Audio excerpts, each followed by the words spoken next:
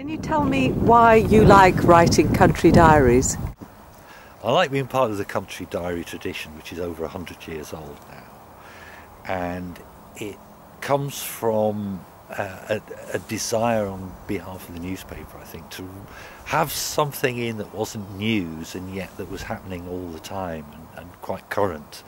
And it was a way of writing natural history as it happens, which I think is such a great thing to be involved with.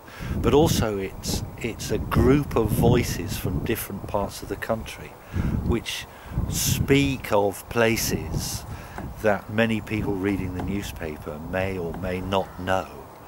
But together they add up to a wonderful picture of the seasons and the changes in places and the relationship between people and their landscapes and the other creatures which inhabit it.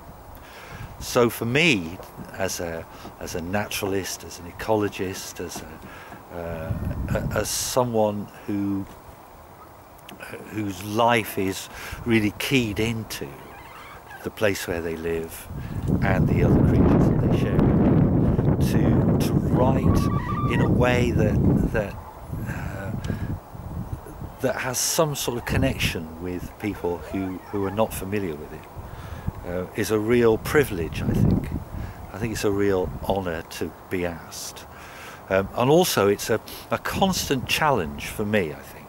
It's a constant challenge to write better, to say something, however slight, in a significant way, I think, or at least try to.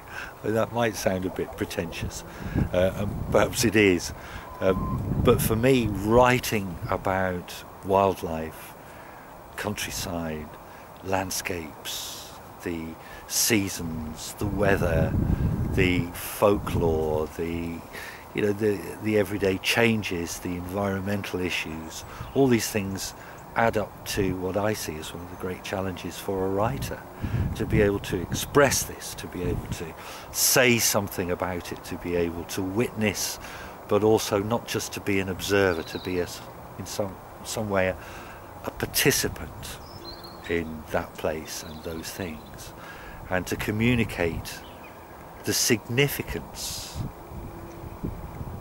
before it disappears, I think. To try and articulate what matters about a place, what matters about wildlife that people might not even notice, and even if they did, they probably wouldn't bother with. To try and express something of the significance of those other lives in this place seems to me to be, one of the most important things that a writer can do.